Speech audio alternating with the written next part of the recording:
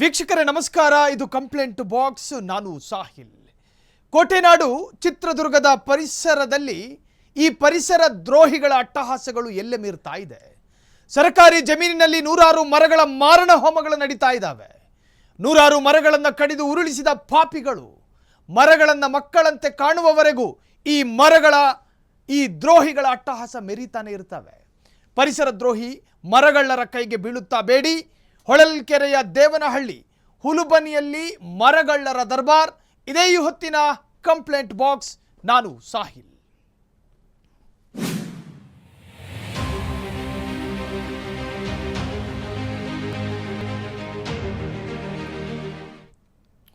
ಪರಿಸರ ಇರುವವರೆಗೂ ಮಾತ್ರ ಈ ಭೂಮಿಯ ಅಸ್ತಿತ್ವ ಅನ್ನೋ ವಾಸ್ತವ ಸತ್ಯಗಳನ್ನು ಈ ಜನ ಅರ್ಥ ಮಾಡ್ಕೊಳ್ಳೋದು ಯಾವಾಗ? ಭುಜದೆತ್ತರಕ್ಕೆ ಬೆರೆದಂತಹ ಹಸಿ ಮರವನ್ನ ಅತ್ಯಂತ ನಿರ್ದಯವಾಗಿ ಕತ್ತರಿಸ್ತಾರೆ ಅನ್ನೋದಾದರೆ ಇದು ಪರಿಸರದ ಮೇಲಿನ ಅತ್ಯಾಚಾರ ಅಲ್ಲದೆ ಮತ್ತಿನ್ನೇನು. ಕೋಟೆ ನಾಡಿನಲ್ಲಿ ಪರಿಸರ ದ್ರೋಹಿಗಳ ಅಟ್ಟಹಾಸ. ಸರ್ಕಾರಿ ಜಮೀನಿನಲ್ಲಿ ನೂರಾರು ಮರಗಳ ಮಾರಣ ಹೋಮ. ನೂರಾರು ಮರಗಳನ್ನು ಕಡಿದು ಉರುಳಿಸಿದ ಪಾಪಿಗಳು. ಪರಿಸರ ದ್ರೋಹಿ ಮರಗಳ್ಳರ ಕೈಗೆ ಬೀಳುತ್ತಾ ಬೇಡಿ. ಹೊಳಲ್ಕೆರೆಯ ದೇವನಹಳ್ಳಿ ಹುಲುಬನಿಯಲ್ಲಿ ಈ ಘಟನೆ ನಡೆದಿದೆ. ಮರಗಳ ಮಾರಣ ಹೋಮದ ಹಿಂದೆ ನಿಂತಿದ್ದಾನ ಕಿಂಗ್ ಪಿನ್. ಮರ ಕಡಿಯೋದಕ್ಕೆ ಕುಮ್ಮಕ್ಕು ಕೊಟ್ಟಿದ್ದ ಅಸಲಿ ಸೂತ್ರಧಾರ ಆದಿಶೇಷ. ಕುಮ್ಮಕ್ಕು ನೀಡಿದ ಹಿನ್ನೆಲೆ ಆದಿಶೇಷ ವಿರುದ್ಧವೂ ಎಫ್ಐಆರ್ಗೆ ಆದೇಶ. ಇಂತಹ ಪರಿಸರ ದ್ರೋಹಿಗಳ ವಿರುದ್ಧ ಕ್ರಿಮಿನಲ್ ಕೇಸ್ ದಾಖಲಿಸೋದಕ್ಕೆ ಆದೇಶ. ಪ್ರಕೃತಿಯ ಒಡಲಿಗೆ ಕೊಡಲಿ ಇಟ್ಟರೆ ಕಂಬಿ ಎಣಿಸೋದು ಗ್ಯಾರಂಟಿ. ಮರಗಳ ಮಾರಣ ಹೋಮದ ಹಿಂದೆ ನಿಂತಿದ್ದಾನ. ಈ ಕಿಂಗ್ ಪಿನ್ನಿಗೆ ಬುದ್ಧಿ ಕಲಿಸಿದ್ರೆ ಮಾತ್ರ ಇದು ಸರಿಯಾಗೋದು. ಮರ ಕಡಿಯೋದಕ್ಕೆ ಕುಮ್ಮಕ್ಕು ಕೊಟ್ಟವನ ಅಸಲಿ ಸೂತ್ರಧಾರನೇ ಈ ಆದಿಶೇಷ ಎನ್ನುವಂತಹ ವ್ಯಕ್ತಿ. ಚಿತ್ರದುರ್ಗ ಅರಣ್ಯ ಇಲಾಖೆಯಿಂದ ಮರಗಳ್ಳರ ಹೆಡೆಮುರಿ ಕಟ್ಟೋದಕ್ಕೆ ಪ್ಲಾನ್. ಪರಿಸರ ದ್ರೋಹಿ ಮರಗಳ್ಳರ ವಿರುದ್ಧ ಸಾರ್ವಜನಿಕರ ಆಕ್ರೋಶ. ಹಸಿರು ನಾಶ ಮಾಡಿದ ಪಾಪಿಗಳಿಗೆ ಕಠಿಣ ಶಿಕ್ಷೆಯಾಗೋದಕ್ಕೆ ಒತ್ತಾಯಗಳು ಕೇಳಿಬಂದಿದೆ. ಪರಿಸರ ದ್ರೋಹಿಗಳ ಕೃತ್ಯ ಬಯಲಿಗಿಟ್ಟ ಫ್ರೀಡಂ ಟಿವಿಯ ಕಂಪ್ಲೇಂಟ್ ಬಾಕ್ಸ್. ಚಿತ್ರದುರ್ಗ ಅರಣ್ಯ ಇಲಾಖೆಯಿಂದ ಮರಗಳ್ಳರ ಹೆಡೆಮುರಿ ಕಟ್ಟೋದಕ್ಕೆ ನಾವು ಒತ್ತಾಯ ಮಾಡ್ತಾ ಇದ್ದೀವಿ. ಸರ್ಕಾರಿ ಜಮೀನಿನ ನಡುತೊಪ್ಪು ಸಂಪೂರ್ಣ ನಾಶ ಆಗಿದೆ. ಸರ್ಕಾರದ ಖಜಾನೆಗೆ ಕೋಟಿ ಕೋಟಿ ನಷ್ಟ ಆಗಿದೆ. ಪರಿಸರ ದ್ರೋಹಿಗಳ ವಿರುದ್ಧ ಅರಣ್ಯಾಧಿಕಾರಿಗಳ ಸಮರ. ಚಿತ್ರದುರ್ಗ ಡಿಎಫ್ಒ ಗೋಪಾಲ ನಾಯಕ ಜಿ ಫುಲ್ ಗರಂ ಆಗಿದ್ದಾರೆ. ಪರಿಸರ ದ್ರೋಹಿಗಳಿಗೆ ಅಧಿಕಾರಿಗಳ ಖಡಕ್ ವಾರ್ನಿಂಗ್ ಸಿಗ್ತಾ ಇದೆ. ಮರ ಕಡಿದಿದ್ದು ಅಕ್ಷಮ್ಯ ಕ್ರಿಮಿನಲ್ ಅಫೆನ್ಸು ಎಂದ ಡಿಎಫ್ಒ ತಕ್ಷಣವೇ ಕ್ರಿಮಿನಲ್ ಕೇಸಿಗೆ ಕಟ್ಟುನಿಟ್ಟಿನ ಆದೇಶ. ಪರಿಸರದ ಒಡಲಿಗೆ ಕೊಡಲಿಯೇಟು. ಸರ್ಕಾರಿ ಆಸ್ತಿ ಪಾಳು ಮಾಡಿದವರನ್ನ ಸುಮ್ಮನೆ ಬಿಡಲ್ಲ. ಮರ ಕಡಿದ ಗೋಪಾಲ ಮಾಯ್ಕಾ ವಿರುದ್ಧ ಕಠಿಣ ಕ್ರಮ. ಎರಡನೇ ಆರೋಪಿ ಮರಗಳ್ಳ ಶ್ರೀನಿವಾಸಗೂ ಕೂಡ ಕಾದಿದೆ ಸಂಕಷ್ಟ. ಮರಗಳ್ಳ ಶ್ರೀನಿವಾಸ್ ವಿರುದ್ಧವೂ ಕ್ರಿಮಿನಲ್ ಕೇಸ್ ಫಿಕ್ಸ್.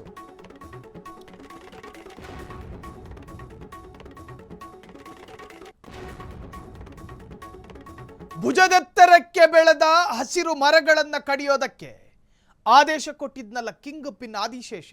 ಅವನು ಯಾರು? ಆತನ ಹಿನ್ನೆಲೆ ಏನು? ಮರಗಳನ್ನು ಸಂಪೂರ್ಣವಾಗಿ ನಾಶ ಮಾಡಲಾಗಿದೆಯಾ? ಇದರ ಕಂಪ್ಲೀಟ್ ವಿವರ ಇಲ್ಲಿದೆ ನೋಡಿ.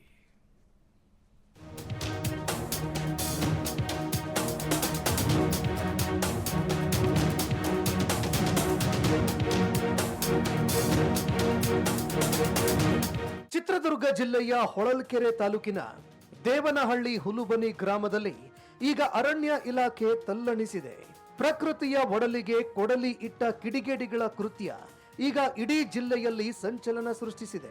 ಹೌದು, ಸರ್ಕಾರಿ ಜಮೀನಿನಲ್ಲಿ ಅರಣ್ಯ ಇಲಾಖೆ ಅತ್ಯಂತ ಕಾಳಜಿಯಿಂದ ಬೆಳೆಸಿದ್ದ ಹಸಿರು ನಡುತೋಪನ್ನ ಕಿಡಿಗೇಡಿಗಳು ರಾತ್ರೋರಾತ್ರಿ ಕಡಿದು ಧೂಳಿಪಟ ಮಾಡಿದ್ದಾರೆ. ಸರ್ಕಾರಕ್ಕೆ ಲಕ್ಷಾಂತರ ರೂಪಾಯಿ ನಷ್ಟ ಉಂಟು ಮಾಡಿದ್ದಷ್ಟೇ ಅಲ್ಲದೆ ಪ್ರಕೃತಿಯ ಸಂಪತ್ತನ್ನ ಲೂಟಿ ಮಾಡಿದ್ದಾರೆ. ಈ ಘಟನೆ ಬೆಳಕಿಗೆ ಬರ್ತಿದ್ದಂತೆ ಇಡೀ ಅರಣ್ಯ ಇಲಾಖೆ ಅಲರ್ಟ್ ಆಗಿದೆ.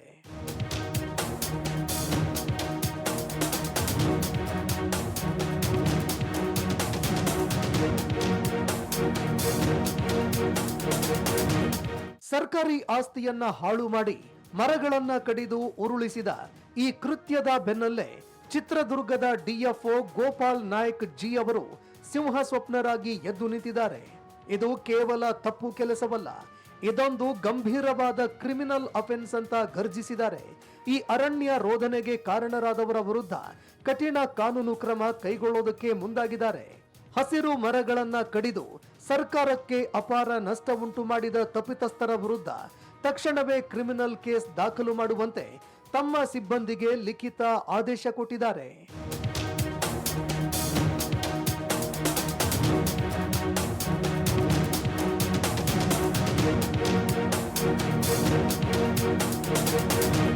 ಹೊಳಲ್ಕೆರೆ ದೇವನಹಳ್ಳಿ ಹುಲುಬನಿಯಲ್ಲಿ ಸರ್ಕಾರಿ ಜಮೀನಿನಲ್ಲಿ ಇದ್ದ ನೆಡುತೋಪಿನ ಮರಗಳನ್ನ ಕಡಿದಿರೋದು ಅಕ್ಷಮ್ಯ ಅಪರಾಧ.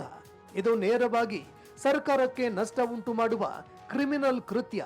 ಈ ಪ್ರಕರಣಕ್ಕೆ ಸಂಬಂಧಪಟ್ಟಂತೆ ಗೋಪಾಲ ನಾಯಕ್ ಮತ್ತು ಶ್ರೀನಿವಾಸ್ ಎಂಬವರ ವಿರುದ್ಧ ತಕ್ಷಣ ಕ್ರಿಮಿನಲ್ ಕೇಸ್ ದಾಖಲಿಸೋದಕ್ಕೆ ಸಿಬ್ಬಂದಿಗೆ ಸೂಚನೆ ಕೊಟ್ಟಿದ್ದೀನಿ.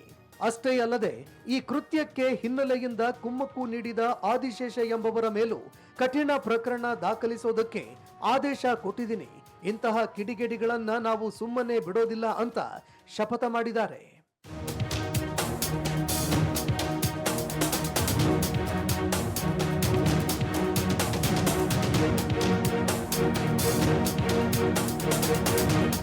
ಹೌದು, ಅರಣ್ಯ ಇಲಾಖೆಯ ಈ ದಾಳಿಗೆ ಕಂಗೆಟ್ಟಿರೋದು ಮರ ಕಡಿದು ಅಟ್ಟಹಾಸ ಮೆರೆದ ಗೋಪಾಲ ನಾಯಕ್ ಹಾಗೂ ಶ್ರೀನಿವಾಸ್. ಆದ್ರೆ ಇವರಿಬ್ಬರ ಹಿಂದೆ ನಿಂತು ಮರ ಕಡಿಯೋದಕ್ಕೆ ಪ್ರಚೋದನೆ ನೀಡಿ ಕುಮ್ಮಕ್ಕು ಕೊಟ್ಟ ಮಹಾ ಸೂತ್ರಧಾರ ಬೇರೆ ಯಾರೂ ಅಲ್ಲ, ಇದೇ ಆದಿಶೇಷ. ಈಗ ಇಲಾಖೆ ಇವರ ವಿರುದ್ಧ ಜಾಲ ಬೀಸಿದೆ. ಸರ್ಕಾರಿ ಭೂಮಿಯನ್ನ ಒತ್ತುವರಿ ಮಾಡೋದಕ್ಕೆ ಅಥವಾ ಲಾಭ ಮಾಡಿಕೊಳ್ಳೋದಕ್ಕೆ ಪ್ರಕೃತಿಯನ್ನ ನಾಶ ಮಾಡಿದ್ರೆ ಜೈಲು ಕಂಬಿ ಎಣಿಸಬೇಕಾಗತ್ತೆ ಅಂತ strong message ರವಾನೆಯಾಗಿದೆ.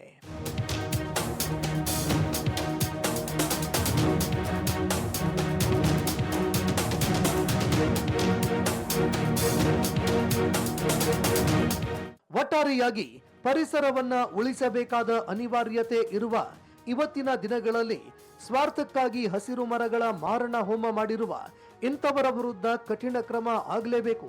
Chitradurga DFO Gopal Nayak ಅವರ ಈ ದಿಢೀರ್ ನಡೆಗೆ ಸಾರ್ವಜನಿಕ ವಲಯದಲ್ಲಿ ಭಾರಿ ಮೆಚ್ಚುಗೆ ವ್ಯಕ್ತವಾಗಿದೆ. ಎಲ್ಲ ಕಡೆಯೂ ಹೀಗಾದ್ರೆ ತಪ್ಪಿತಸ್ಥರು ಕಾನೂನಿನ ಕೈಯಿಂದ ತಪ್ಪಿಸಿಕೊಳ್ಳೋದಕ್ಕೆ ಸಾಧ್ಯವೇ ಇಲ್ಲ. Mallikarjun, freedom TV, Chitradurga.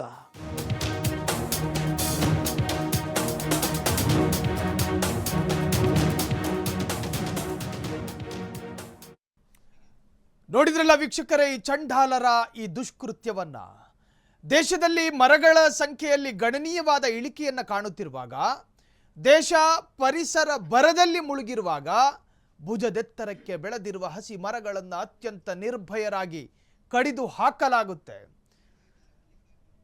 ಈ ಸರ್ಕಾರಿ ಭೂಮಿ ಅನ್ನೋದು ಯಾರ ಅಪ್ಪನ ಮನೆ ಆಸ್ತಿ ಅಲ್ಲ, ಅದು ಸರ್ಕಾರಿ ಆಸ್ತಿ. ಎಸ್, ಈ ಬಗ್ಗೆ ಹೆಚ್ಚಿನ ಡೀಟೇಲ್ಸ್ ಕೊಡೋದಕ್ಕೆ ನಮ್ಮ ಪ್ರತಿನಿಧಿ ಮಲ್ಲಿಕಾರ್ಜುನ್ ಫೋನ್ ಸಂಪರ್ಕದಲ್ಲಿ. ಮಲ್ಲಿಕಾರ್ಜುನ್, ಈ ಹಸಿ ಮರದ ಮೇಲಿನ ಅತ್ಯಾಚಾರದ ಬಗ್ಗೆ ಏನ್ ವಿವರಣೆ ಕೊಡ್ತೀರಿ? ಅವರ ವಿರುದ್ಧ ಕ್ರಮಗಳಾಗೋದು ಯಾವಾಗ? ಹೌದು, ಈಗ ಏನಾಗಿದೆ, ಕೃಷಿ ಭೂಮಿ ಇದು 107 ಎಕರೆ ಉಳುಬನಿ ಖರಾಬು ಜಮೀನಾಗಿರುತ್ತೆ.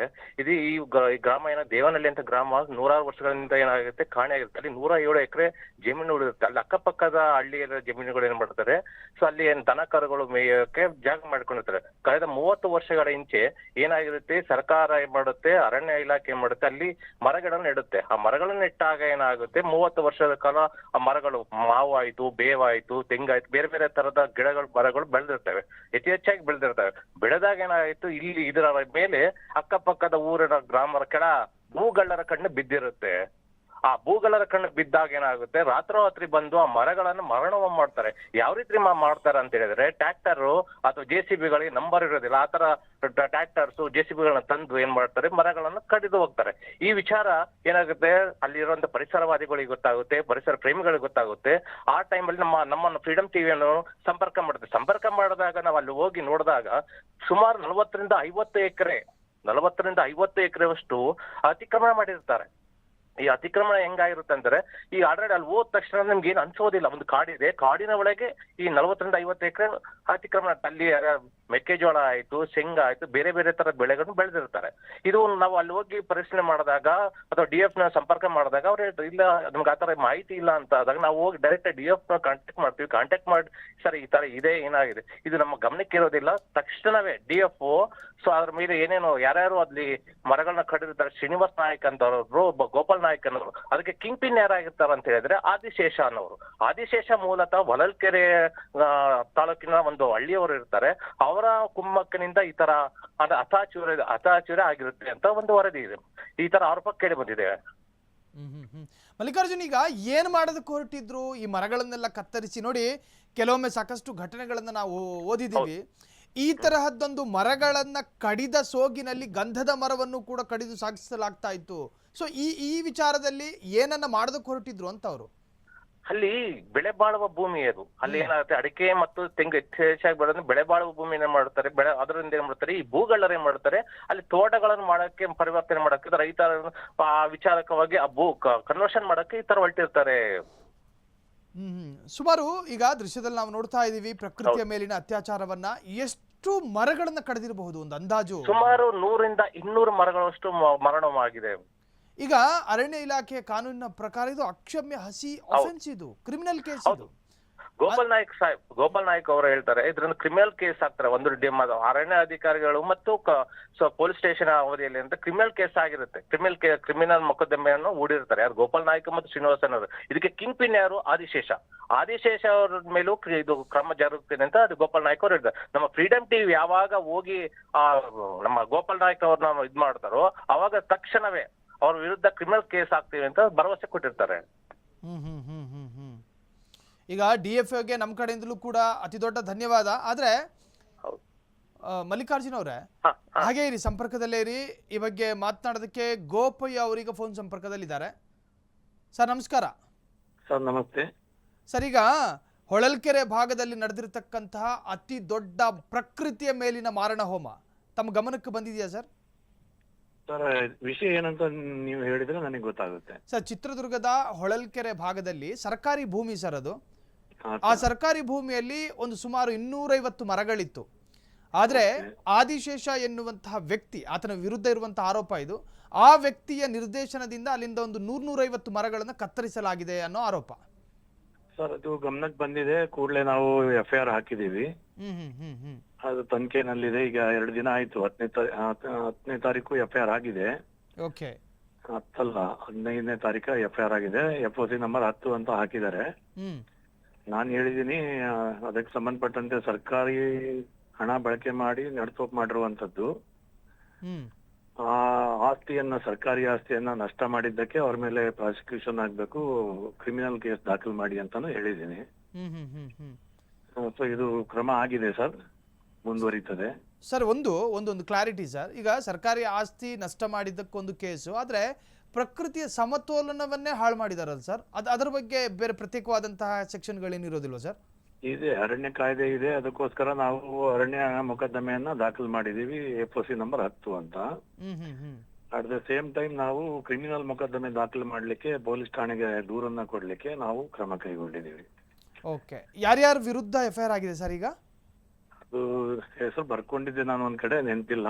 ಬಟ್ ತಾವು ಹೇಳಿದಂಗೆ ಆರೋಪಿತ ಸ್ಥಾನದಲ್ಲಿ ಇವರು ಆದಿಶೇಷಲು ಅನ್ನೋರು ಕೂಡ ಒಬ್ಬರು ಅನ್ನೋದು ಗೊತ್ತಾಗಿದೆ. ಎಸ್. ನಿಮ್ಮ ಗಮನಕ್ಕೆ ಬಂದ ತಕ್ಷಣ ಕ್ರಮ ಅಂತೂ ಆಯ್ತು? ಆಗಿದೆ, ಕ್ರಮ ಆಗಿದೆ. Thank you so much sir, ಇಷ್ಟೊತ್ತು ಫ್ರೀಡಮ್ ಟಿವಿ ಜೊತೆ ಮಾತನಾಡಿದ್ದಕ್ಕೆ. ನೋಡಿ, ಹಿಂಗಿರ್ಬೇಕು ಅಧಿಕಾರಿಗಳು, ಇನ್ಸ್ಟೆಂಟ್ ಆದಂತಹ. ನೋಡಿ, ಆ 100-150 ಮರ ರೀ, ಹೊಟ್ಟೆ ಉರಿಯುತ್ತೆ. ನಮ್ಮ ರಾಜ್ಯ ನಾಳೆ ದಿನ ದೆಹಲಿ ಆಗಬೇಕು. ದೆಹಲಿಯಲ್ಲಿ ಒಂದು ಗಾಳಿ ಸೇವನೆಗಾಗಿ ದುಡ್ಡು ಕೊಟ್ಟು ಗಾಳಿ ಸೇವಿಸುವಂತಹ ಪರಿಸ್ಥಿತಿ ನಿರ್ಮಾಣ ಆಗಿದೆ. ವಾಯು ಮಾಲಿನ್ಯ ಉಂಟಾಗಿ ಮನುಷ್ಯನಿಗೆ ಶುದ್ಧ ಗಾಳಿ ಸಿಗ್ತಾ ಇಲ್ಲ ದೆಹಲಿ ಅನ್ನೋ ರಾಜಧಾನಿಯಲ್ಲಿ. ಆ ಪರಿಸ್ಥಿತಿ ನಮ್ಮ ರಾಜ್ಯಕ್ಕೆ ಬರಬೇಕಾ? ಪ್ರಕೃತಿಯ ಮೇಲಿನ ವ್ಯಭಿಚಾರ ಅಲ್ವಾ ಇದು? ಪ್ರಕೃತಿಯ ಮೇಲಿನ ವ್ಯಭಿಚಾರ ಅಲ್ವಾ? ನಿಮ್ಮ ಮಾವನ ಮನೆಯಿಂದ ವರದಕ್ಷಿಣೆ ಸಿಕ್ಕಿರೋ ಜಾಗನ ಅದು? ಅಲ್ಲ, ಸರ್ಕಾರಿ ಜಾಗ ಅದು. ನಿಮಗೆ ಯಾವ ಹಕ್ಕು ಮತ್ತು ಯಾವ ಅಧಿಕಾರ ಇದೆ? ಸರ್ಕಾರಿ ಜಾಗದ ಎತ್ತರೆತ್ತರದ ಮರಗಳನ್ನು ನೋಡ್ರಿ, ಮರ ಕಡಿಯೋದಕ್ಕೂ ನಿಯಮ ಇದಾವ್ರಿ. ಜನನಿ ಬಿಡ ಪ್ರದೇಶದಲ್ಲಿ ದೊಡ್ಡ ದೊಡ್ಡ ಮರಗಳಿರ್ತಾರೆ, ಮರಗಳಿದ್ರೆ ಹೈವೇಗಳ ಪಕ್ಕದಲ್ಲಿ ವಾಹನಗಳ ಮೇಲೆ ಬೀಳಬಹುದಾದ ಸಾಧ್ಯತೆಗಳಿದ್ದರೆ ಅದು ಕೂಡ ಆ ಕೊಂಬೆಯನ್ನು ಸಂಬಂಧಪಟ್ಟವರು ಚೆಕ್ ಮಾಡಬೇಕು, ಅದರ ಕ್ವಾಲಿಟಿ ಹೆಂಗಿದೆ. ದುರ್ಬಲ ಕೊಂಬೆಗಳಾದರೆ ಮಾತ್ರ ಕಡಿಬೇಕು. ಸರಿಯಾದಂತಹ ಸದೃಢ ಕೊಂಬೆಗಳನ್ನು ಕಡಿದ್ರೂ ಕೂಡ ಅದು ಅಫೆನ್ಸ್, ನಿಮಗೆ ಗೊತ್ತಿರಲಿ. ಅಂಥದ್ರಲ್ಲಿ ದೊಡ್ಡ ದೊಡ್ಡ ಮರಗಳನ್ನು ಕಡಿದು ಬಿಸಾಕ್ತೀರಿ ಅನ್ನೋದಾದರೆ ಏನು ಕರ್ಬೂಜ ಹಣ್ಣ ಹೇಳಿ? ಅತ್ಯಂತ ದುರಂತ ಇದು. ಮರ ಕಡಿದ ನಂತರ ಅಧಿಕಾರಿಗಳ ಗಮನಕ್ಕೆ ಬಂದಿದೆಯಲ್ಲ, ಅದು ಅತ್ಯಂತ ದೊಡ್ಡ ದುರಂತ. ಯಾರೂ ಇರಲಿಲ್ವ ಅಲ್ಲಿ, ಯಾರ ಕಣ್ಣಿಗೂ ಬಿದ್ದಿಲ್ವ ಅದು?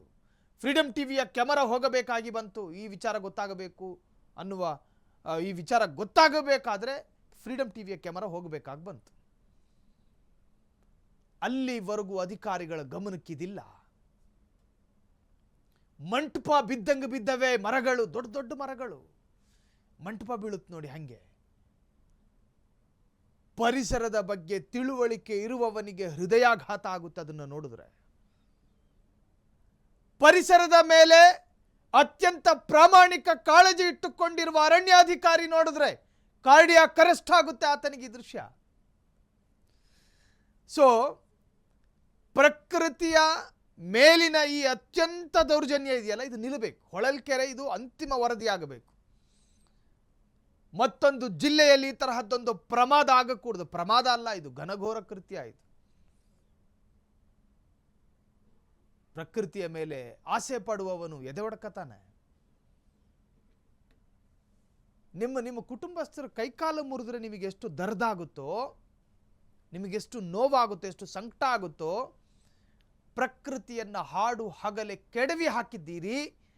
ಪ್ರಕೃತಿ ಪ್ರೇಮಿಯ ಮನಸ್ಸಿಗೂ ಕೂಡ ತನ್ನ ಕುಟುಂಬಸ್ಥರು ಕೈಕಾಲು ಕಳ್ಕೊಂಡಷ್ಟೇ ನೋವಾಗುತ್ತೆ. ಶುದ್ಧ ಗಾಳಿಗಾಗಿ ಮನುಷ್ಯ ಮಕ್ಕಳು ಹೋರಾಟ ನಡೆಸ್ತಿರುವಾಗ ಗಾಳಿ ಕೊಡು, ಈ ಪ್ರಕೃತಿಯನ್ನು ಉಳಿಸುವಂತಹ ಮರಗಳನ್ನು ಕಡಿದು ಹಾಕ್ತೀರಿ. ಅತ್ಯಂತ ಖೇದ. ಈ ಬಗ್ಗೆ ಮಾತನಾಡೋದಕ್ಕೆ RFO ರಾಮಚಂದ್ರ ಹೊಳಲ್ಕೆರೆ ಅವರು ಫೋನ್ ಸಂಪರ್ಕದಲ್ಲಿದ್ದಾರೆ. ಸರ್ ನಮಸ್ಕಾರ.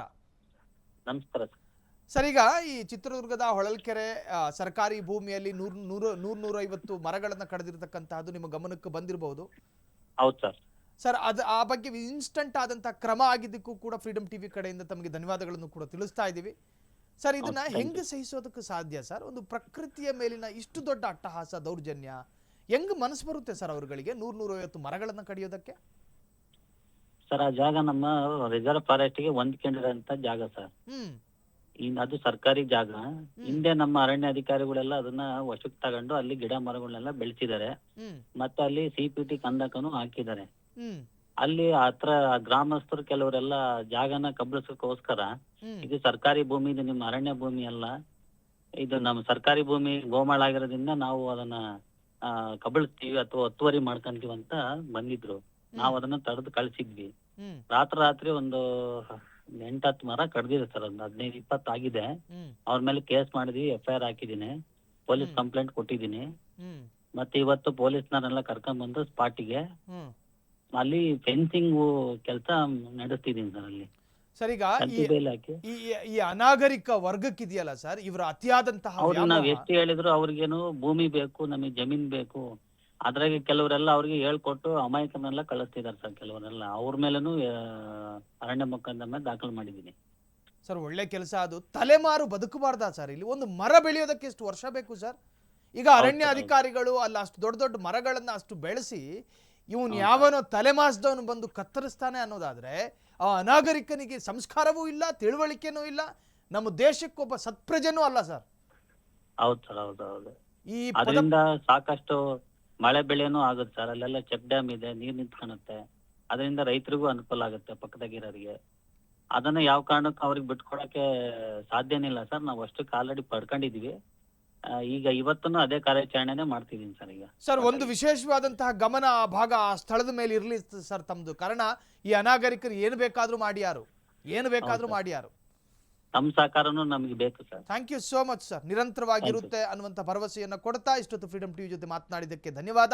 ನೋಡಿ, ರಾಮಚಂದ್ರ ಅವರು ಹೊಳಲ್ಕೆರೆಯ ಅಧಿಕಾರಿ ಹೆಂಗೆ ಹೇಳ್ತಾರೆ ನೋಡಿ. ಅಲ್ಲಿನ ಆ ದೌರ್ಜನ್ಯವೆಸಗಿದ ಜನರಿಗೆ ತಿಳುವಳಿಕೆ ಹೇಳಿದ್ರು ಕೂಡ ಕೇಳೋದಿಲ್ಲ ಅಂತ ಹೇಳಿದ್ರು ಪಾಪ RF. ಎಷ್ಟು ನಿರಂತರವಾದಂಥ ಪ್ರಯತ್ನ ಮಾಡಿದ್ವಿ, ಅವ್ರನ್ನ ಸಮಜಾಯಿಸೋದಕ್ಕೆ ಪ್ರಯತ್ನ ಪಟ್ವಿ. ಈಗ ಅವ್ರ ವಿರುದ್ಧ ಕ್ರಮ ಆಗಿದೆ, ಜೈಲಿಗೆ ಹೋಗ್ತಾರೆ ನಾಳೆ ದಿನ. ಹಿಂಗಾಗಬೇಕು.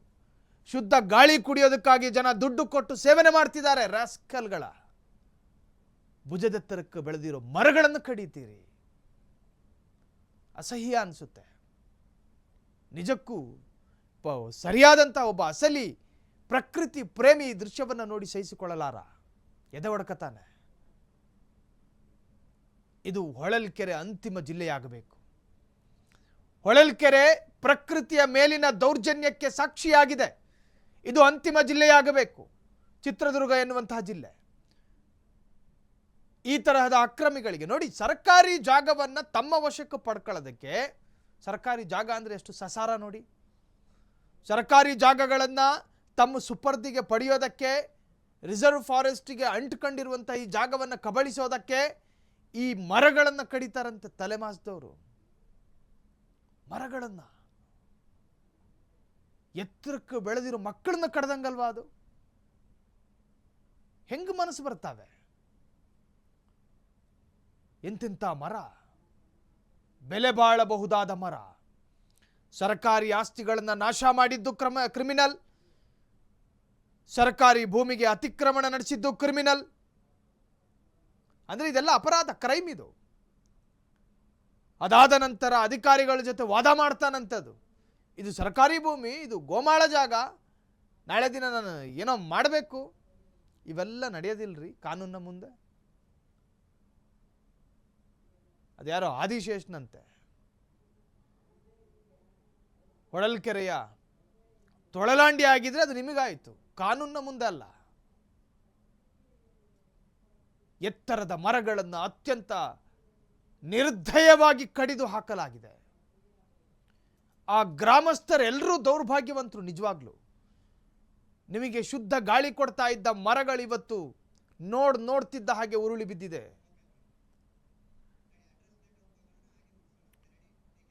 ಇದೇ ತರಹದ ಅಕ್ರಮ, ಅನಾಚಾರ, ಭ್ರಷ್ಟಾಚಾರ ಮತ್ತು ಇಲ್ಲೀಗಲ್ ಆಕ್ಟಿವಿಟೀಸ್ ನಡೀತಾ ಇದ್ರೆ ನೀವು ಕೂಡ ಫ್ರೀಡಮ್ ಟಿವಿಯ ಕಂಪ್ಲೇಂಟ್ ಬಾಕ್ಸಿಗೆ ತಿಳಿಸಬಹುದು.